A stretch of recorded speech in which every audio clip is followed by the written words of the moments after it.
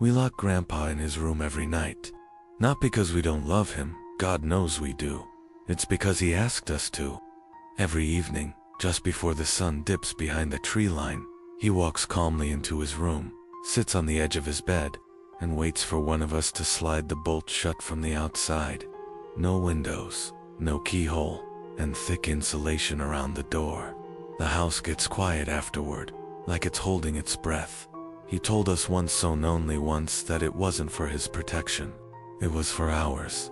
He said something used to visit him when he was a child, something that never stopped watching, that if the door was ever left unlocked after dark, it wouldn't be him coming out.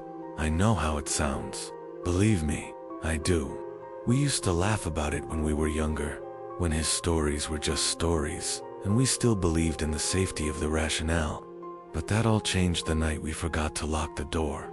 Just once, and we all heard it. A wet dragging sound from his room, and something breathing low. Too low to be human. We never forgot again. That's why I'm telling you this now. Because I think whatever was in that room, it's not just in our house anymore. And if you ever find yourself near a farmhouse with bars on the second floor window, where the front porch light never goes out, and the bedroom door has claw marks on the inside, don't knock, not after sunset. I haven't told anyone this before. Not really. Not in full. And to be honest, I don't know why I'm telling you now. Maybe it's because you seem like someone who's seen strange things too. Or maybe it's because I just need someone to listen. Someone who won't laugh or look at me like I've lost my mind. Someone who knows what it's like to wake up at 3 a.m. and swear. You hear breathing in a room you know should be empty. You ever been out in a cabin in the woods? One of those old farmhouses with no signal, no neighbors, and that awful, endless silence, where every sound, every creak of the floorboards, or groan of the beams feels like it's being watched. That's where I grew up. Not the cozy kind of cabin in the woods people dream about for weekend getaways. I'm talking about the kind that still smells like mildew and sawdust, where the paint is cracked and flaking, the windows don't shut right, and something always feels off. That house was never just ours. We knew it, felt it. There were parts of it we didn't go into at night. The basement, for example. We kept it padlocked, even though the only thing down there was moldy stone and rusted pipes. And the attic, God, I hated the attic. It wasn't just that it was cramped or dark, it was that when you stood up there long enough, you'd swear someone was standing right behind you, breathing, waiting. But all of that, all the weirdness and little fears, we learned to live with. It was Grandpa's room that really changed everything. That room became the line between what was real and what I still can't explain. You see, Grandpa wasn't always like this. He used to be sharp, quiet, sure, but not broken. It all started when he moved back in with us after Grandma died. He'd sit on the porch during the day, humming under his breath, and at night, he'd get this faraway look in his eyes and beg us to lock him in. At first, we thought it was grief, a breakdown, but he wasn't panicked, wasn't confused. He was calm, dead calm, and serious in a way that made my skin crawl. He told us something came to him when he was a boy, said it followed him from the woods. He described it once as a mouth without a face, whatever that means. He said it could only get out if he let it. That something wears him, like a mask. That's when he started calling himself a lock.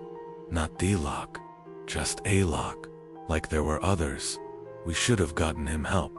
I know that now, but it was easier to just do what he asked. And for years, nothing happened. Not until that night we forgot. The night the power went out, and none of us remembered to check the latch on his door. And when the lights came back on, the room was open. Grandpa was standing in the hallway, swaying. His eyes were black. Not like bloodshot, I mean completely black. Like something had scooped the color out of him. He didn't say a word, just stood there with this slow, awful smile, and then collapsed like a puppet whose strings had been cut. When he came to, he didn't remember any of it. That's when the noises started, knocking on the walls, whispers through the vents, scratching under the floorboards. Always after dark, and always moving toward his door. We haven't slipped up since. I still have sleepless nights, though, not because I'm scared of what's inside that room now, but because I know it's not just in that room anymore. I see it in reflections, sometimes, or feel it behind me when I'm out in the woods. It knows I'm talking to you. I can feel it listening, like static at the edge of a dream. Promise me something, okay? Promise me you won't try to find the house. Don't go looking for some old farmhouse with no signal, tucked between two black pines and a rotting scarecrow out front. Don't follow rumors or try to prove me wrong. Don't think you're safe because it's daytime or because you brought friends. None of that matters. It only needs one of you to let it in. I'm telling you this because I need to let it out. Just a little. I need someone else to carry a piece of it, because I can't keep doing this alone. And if one night, your lights flicker, and the air gets still, and the room gets cold all at once, check your doors, and count the people in your house. Because if there's one too many, don't talk to it. Don't run, just lock the damn door. The house I grew up in wasn't what you'd call picturesque. No white picket fence, no blooming garden, no cozy chimney puffing smoke in the winter. Just a sagging two-story farmhouse with wood that had faded from brown to gray, as if even the sun had given up trying to warm it. The paint peeled like old skin, and the porch creaked beneath your feet no matter how gently you stepped. The kind of place that always looked like it was leaning just slightly away from you, like it didn't want to be looked at too long. It sat at the edge of a forgotten road, swallowed by thickets of pine and cedar that grew too close to the windows. No neighbors, no traffic, just miles of trees and silence so deep it pressed on your chest. You could scream at the top of your lungs out there, and nothing would answer but your own echo. When the wind picked up, it sounded like voices whispering through the leaves, long, shivering sighs that never quite formed words. The cabin, though we never called it, that had been in our family for generations. My father was born in it, just like his father before him.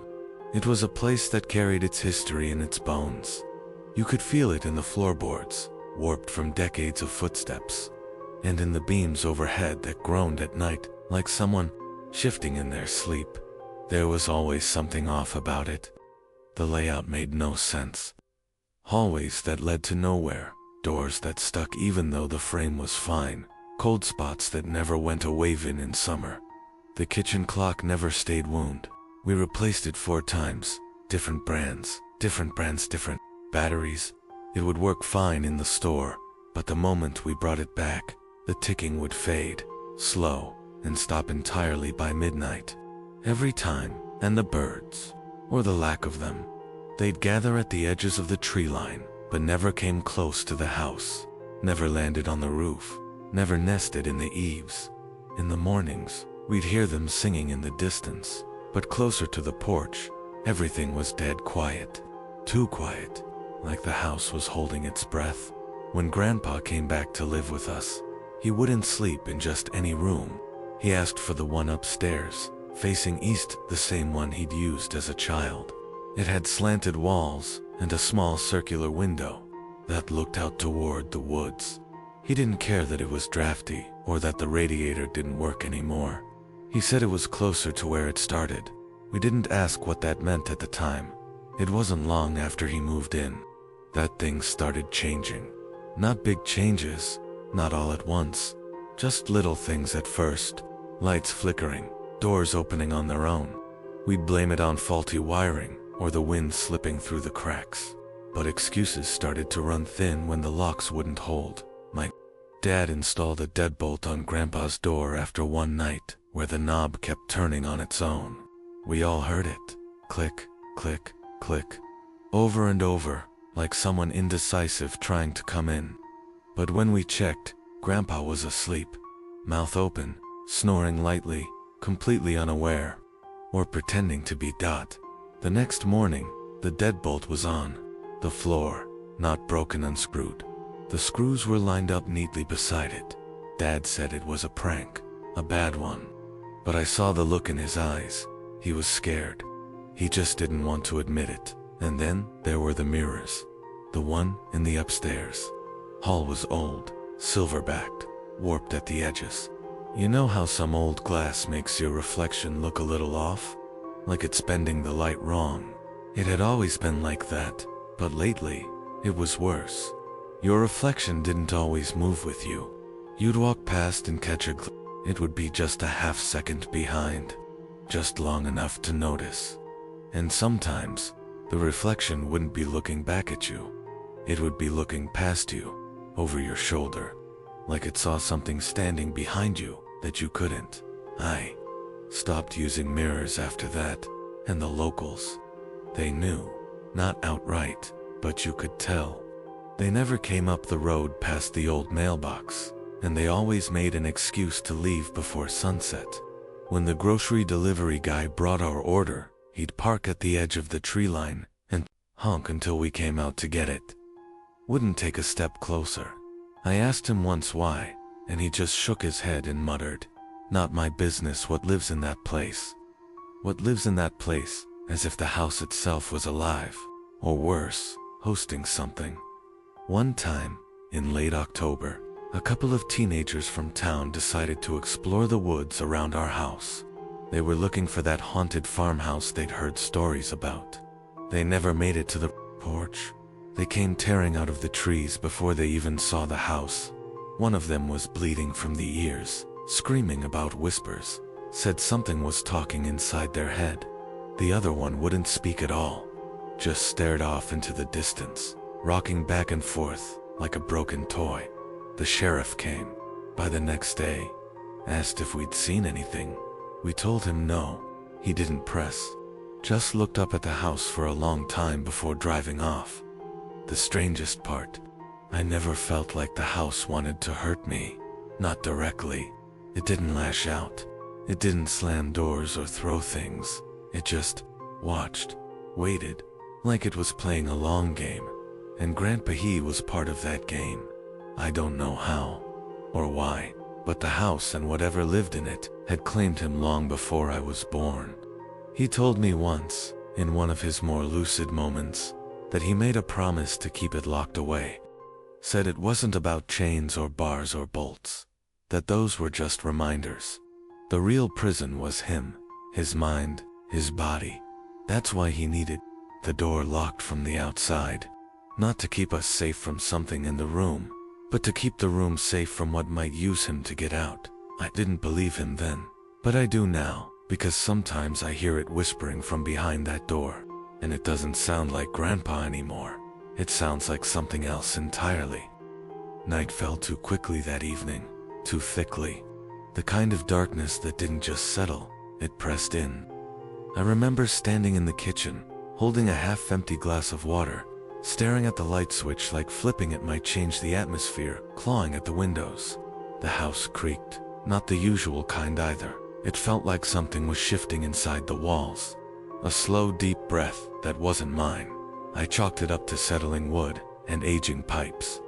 The old excuses, they don't hold long in places like this. The knock came not long after. 3 distinct taps against the wall near the staircase. Measured, slow, not rushed or random. I walked over, half expecting to see my little brother playing around, but the hallway was empty. I pressed my palm to the drywall where the sound had come from. Cold. The kind of cold that doesn't belong indoors. A few seconds passed, and then another 3 knocks, but this time they came from the opposite wall, the one with no windows, no trees brushing against it. I didn't go near that side again that night. The next morning, I found the basement door cracked open. We'd always kept it locked. Grandpa's rule. He said the basement wasn't safe, that it let things in. But the padlock was hanging, untouched. The key still on its nail in the kitchen. I asked my younger sister if she'd been down there, and she just shook her head, pale, like the question alone disturbed her. I didn't ask again. The nights grew worse after that. It started with the doors. One by one, they'd slowly creak open in the dead of night. I would hear the soft scrape of wood on old hinges from the hallway. But when I got up to check, they were still closed, only slightly ajar, like someone had opened them just enough to look in. The worst part was Grandpa's door. We locked it every night. Heavy deadbolt, metal latch, chain. But more than once I'd wake to see the chain hanging loose, swaying gently like someone had just stepped back inside. When I asked him about it, he only smiled. A thin, cracked expression like something inside him had grown used to things the rest of us hadn't seen yet. The whisper started soon after. At first, I thought it was just my dreams bleeding into reality. I'd wake with that half-sick sensation in my stomach, heart pounding, certain I'd heard my name from the hallway, always in a voice that sounded almost like my mother's, but off, slightly slower, dragging the last syllable like it was remembering how to pronounce it. One night I heard my sister's voice right outside my door, whispering, "Come see what he's hiding." But when I rushed into the hall, she was still asleep in her room, snoring softly, untouched. That same night, the furniture started shifting. I'd go to the bathroom and come back to find the living room chairs turned to face the hallway. The old portrait of my great-grandfather was upside down. No sound, no movement, just quiet rearrangement, like someone was trying to tell us something in a language made of subtle chaos. The worst was Grandpa's recliner. One morning it had moved halfway across the room, positioned so it stared directly at the basement door, like it was waiting. Candles burned faster. I'd light them before bed, 3 in each hallway, 2 in Grandpa's room. But by morning, they'd be down to stubs, wax spread like it had been dragged, not melted. One night, I lit a candle in the kitchen and watched the flame flicker sideways. Not with the wind, with intent. Like something had passed through the room and taken a breath beside me. I stood frozen for what felt like hours, waiting for it to come back. Then came the knocking, but not on the walls anymore. From beneath the floorboards. I heard it while brushing my teeth. Slow, rhythmic taps beneath my feet, like someone crawling inside the foundation, counting every step. I spat the toothpaste out and held my breath. The knocking paused, and then moved. Closer to the hallway, closer to Grandpa's room. I didn't follow it. Grandpa stopped speaking by the 5th night. Not entirely. He'd still hum that low, tuneless sound in the evening. But he wouldn't answer our questions, wouldn't look us in the eye. When I confronted him, when I asked if he was opening the doors at night, his face just dropped. Not fear, not shame, something else. Resignation. He looked at me and said, barely audible, "It doesn't knock for me anymore." That night, I dreamt of a dark corridor beneath the house. I was walking barefoot through thick dust and roots. Candles flickering along the walls, but their flames weren't fire. They were small mouths, whispering names I didn't recognize. One of them turned toward me and whispered, "You should have left him locked." When I woke up, my hands were covered in dirt. Real dirt. My nails were packed with it, and there were scratches across my palms, like I'd been digging. I ran to the hallway. Grandpa's door was wide open. He was still in bed, eyes closed, breathing slow and even. But the chain had been ripped from the door frame. The lock bent, twisted like it had been torn apart by something much stronger than any of us. He didn't wake for hours. The final straw came when I walked past the hallway mirror, the one right by the front door, and saw someone standing behind me. I turned, heart hammering, breath caught in my throat.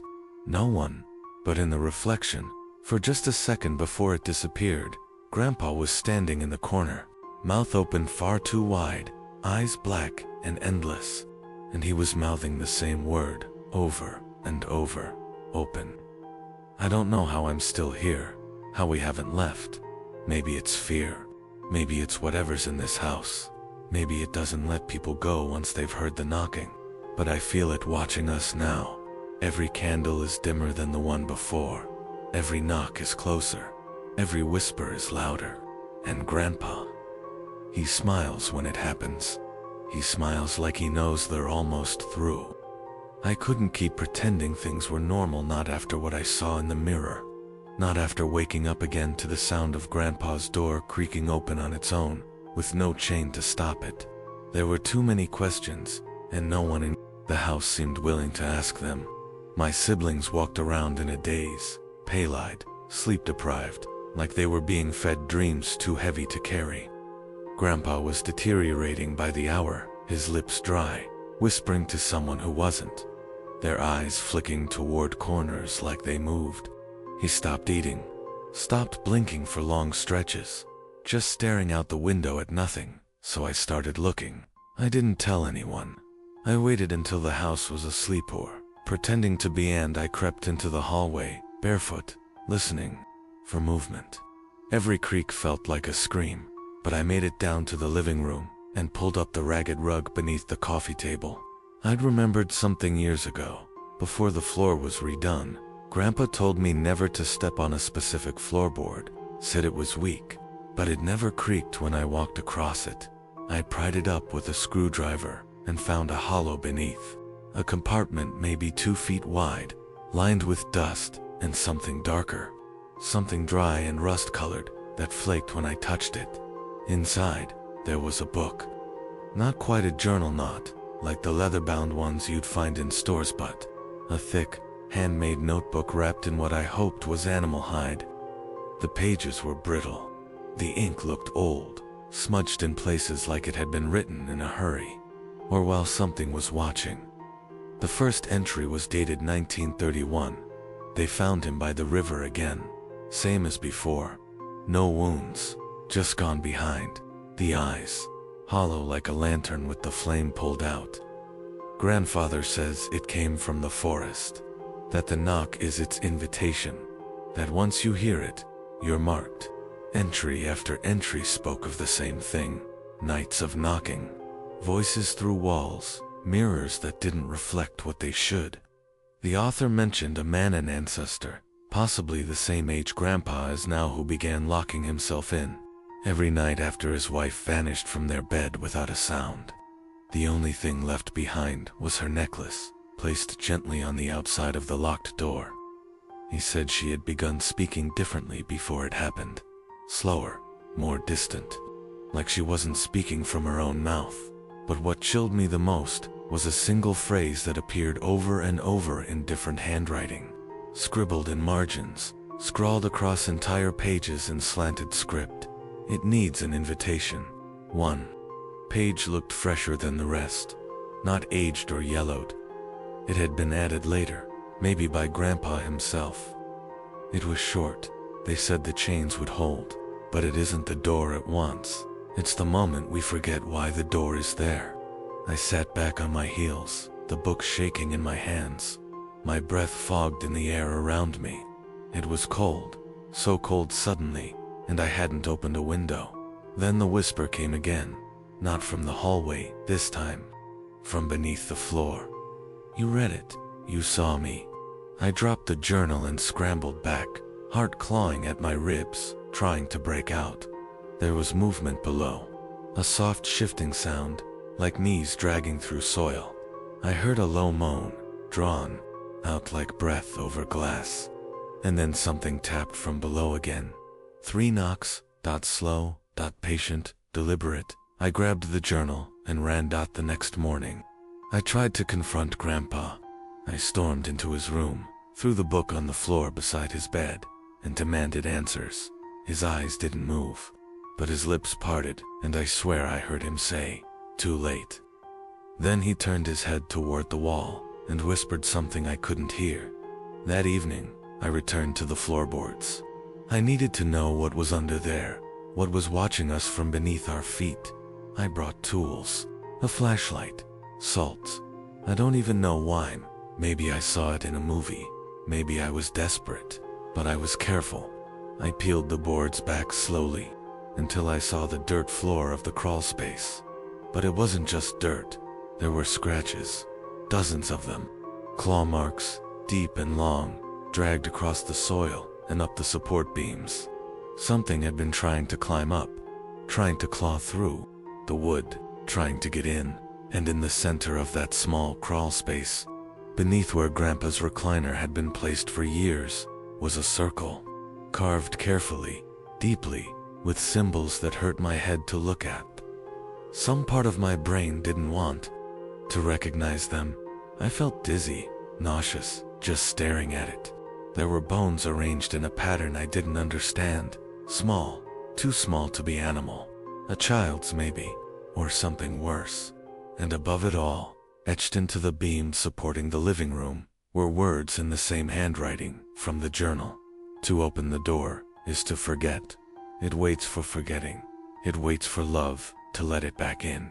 It wears your family's face.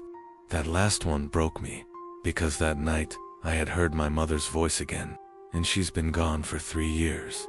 But she knocked 3 times and whispered my name. I sealed the floor back up as best I could, pushed the couch over the spot, lit every candle I could find. That night, I didn't sleep. Neither did Grandpa. He sat in his chair again, humming that same low tune, staring at the wall. I asked him what was in the floor, what it wanted. His answer: it wants to be remembered. That's the invitation. The forgetting. It waits until we think it was all just a story. He smiled again. That same, dry, cracked smile. Then looked me in the eyes and said, I forgot once. Your father paid the price. I haven't stopped shaking since. I don't know what's real anymore. Whether it's haunting him, or whether he's the one keeping it at bay. Maybe both. But the chain stays on the door now, every night. Because, if what's beneath the floor ever decides to stop waiting, no. Chain will be enough. I thought I could leave. I really did. After finding the crawl space, the bones, the journal, the voice that whispered my name from inside the walls, I made a decision in full, shaking clarity. I packed a small bag with what I needed: flashlight, keys, phone, even though there was still no signal in this dead zone, and a sweatshirt I barely managed to pull over my trembling arms. I didn't tell my sister. I didn't check on my brother. And I definitely didn't look in Grandpa's room. I just walked outside and stepped off the porch like I hadn't been planning my escape in secret for days. But the second my boots touched the gravel of the driveway, something shifted. The cold got denser, like the air had thickened with invisible mist. The trees didn't look the same. Taller, angled wrong. Every breath I took tasted like burnt cedar and iron, and yet I kept walking. The house was supposed to be less than 100 yards from the old dirt road. I'd walked it dozens of times in my head. I knew it, even in the dark. But after 10 minutes of walking, I realized the road never came. The trees just kept going. And then, when I turned around, expecting to see the porch light through the branches, there was nothing. No house, no path. Just trees in every direction, looming like they were closing in around me. I didn't scream. Something told me not to. Instead, I started running, full sprint. My legs barely listened to my brain, but I ran anyway. Branches whipped at my face. My lungs burned. And the deeper I went, the colder it got, until I collapsed on my knees, gasping and shaking and crying like a scared kid. And when I looked up, the house was right in front of me. The same porch. The same loose shingle above the window. I don't know how long I sat there, staring at it. The front door was cracked open, though I'd locked it when I left. A low sound drifted out, humming Grandpa's lullaby. But I knew it wasn't him humming anymore. The tune was off. Slower, melting at the edges, like an old tape warped by heat. That's when I realized I'd never actually left. The woods weren't just the woods. They were a loop, a snare. The house and the forest were part of the same thing. It didn't matter if I walked north, south, or in circles, I'd always end up back here. It wanted me to think I had a choice. It wanted to watch me break. That's what it fed on, I think. After that, reality started unraveling. I'd find Grandpa in places he shouldn't, be inside closets, behind doors we never opened. I once found him sitting on my bed at 3 a.m., eyes wide, humming to something that wasn't there. Sometimes he was in the kitchen before I unlocked his door. Other times, I'd wake up to see him standing outside my window, smiling, always smiling. My brother stopped speaking. My sister scratched holes in the wallpaper with her fingernails, whispering about someone in the attic. The mirrors fogged when no one was in the room. Clocks ticked backward. We stopped using the microwave because it started blinking symbols instead of numbers. Once, the hallway stretched for what felt like a mile. I walked and walked, only to end up in the same room I started in. The furniture began moving on its own. My bed flipped one night while I was in it.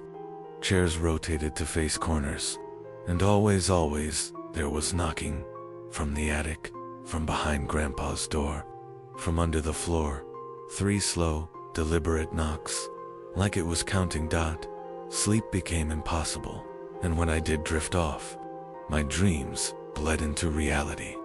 I'd see Grandpa standing at the foot of my bed, eyes black and mouth open, but no sound coming out. I'd wake up to find scratches on my arms. Sometimes I wasn't sure if I had ever fallen asleep at all. One morning, I found a photograph on my nightstand. It was of me standing in the forest, but I don't remember it being taken. My face looked wrong, like it had been redrawn by memory. The final straw was the night Grandpa's door opened on its own. No one touched it. The chain broke clean in half, and his room was empty. The chair overturned. The humming stopped. I followed the faint sound of floorboards creaking and found the living room rug pulled aside, the crawl space door wide open. I should have run, but something made me look. Down in the dark, beneath our house, the circle was gone. No bones, number, salt, only dirt and breathing. It wasn't loud, just steady, rhythmic, like something massive was sleeping beneath us.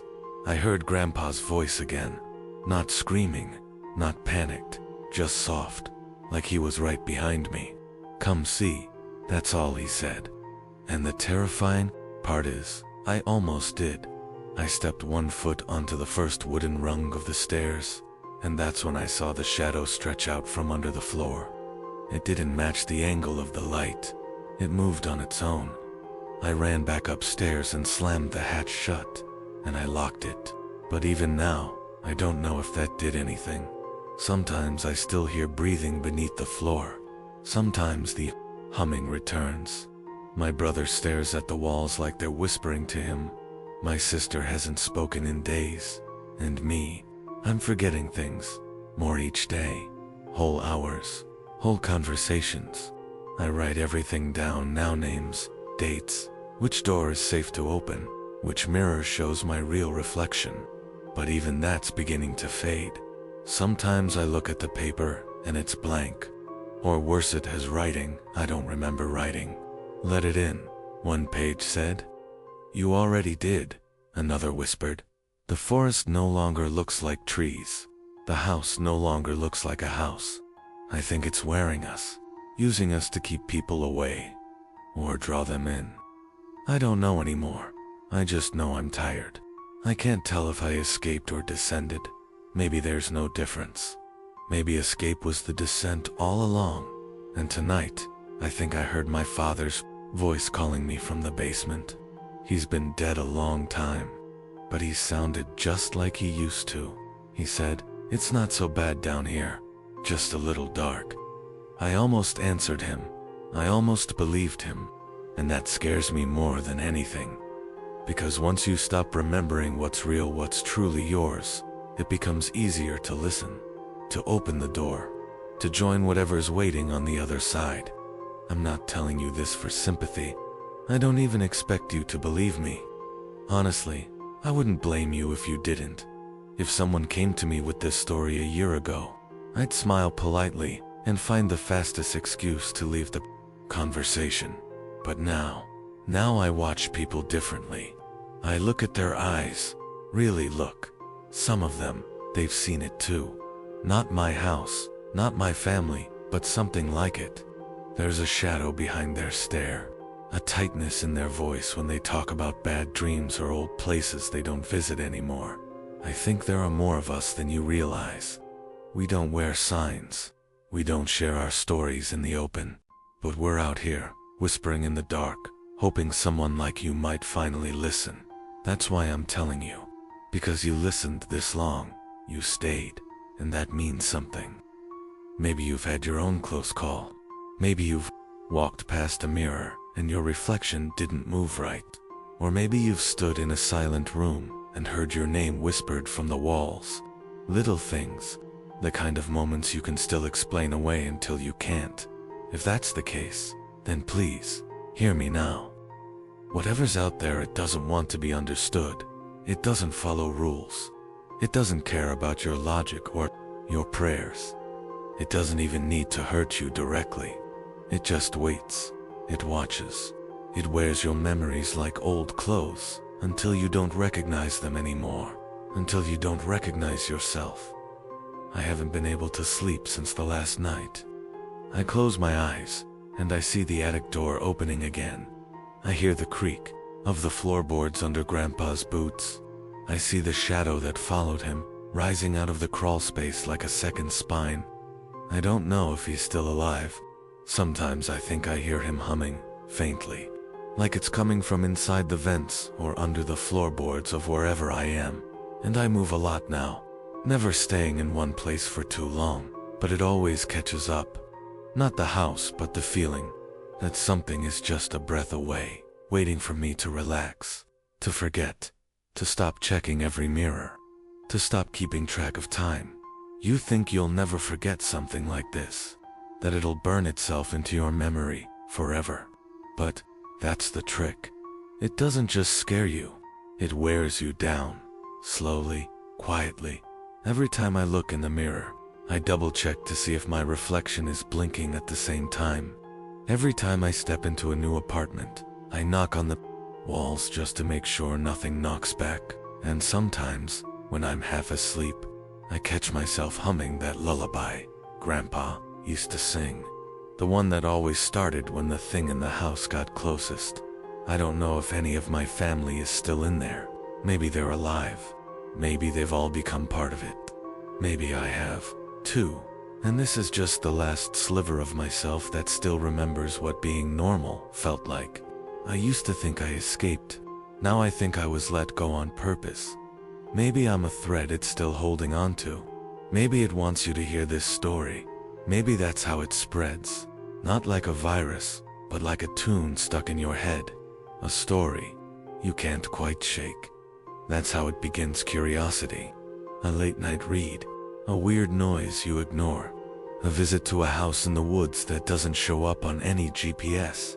Then one day, you hear something behind you that shouldn't be there, or you forget what you were doing mid-sentence and realize there's a piece of your memory just missing. If you ever find that place, someone offers to sell you land cheap, or you inherit some old property out in the woods, or your car breaks down near a stretch of trees, and you think, I'll just walk. It's not far. Don't go. Don't take a single step toward it. And if you're already there, don't sleep. Don't follow any sounds. Don't trust your eyes. If you find bones under the house, burn them. If you find a journal with your name in each run, and if you hear humming that no one else hears, it's already too late. I wish I could give you something hopeful to hold on to. I really do. But the truth is, some things don't end. They just wait. I'm tired. Not in the way sleep fixes. More like the kind of tired that sits behind your ribs and gets heavier every day.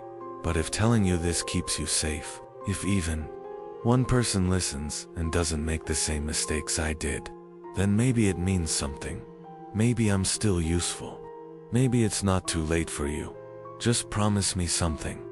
If you ever hear knocking in the middle of the night, 3 slow knocks, no source, no reason, don't open the door. Don't go to the window. Don't speak. And don't hum back. Have you ever seen someone's eyes change in a way that made your stomach drop but no one else noticed? That was the first thing I saw in Grandpa. Just a flicker. Like something behind his gaze wasn't him anymore. We told ourselves it was age, maybe confusion. But deep down, we knew it was something else.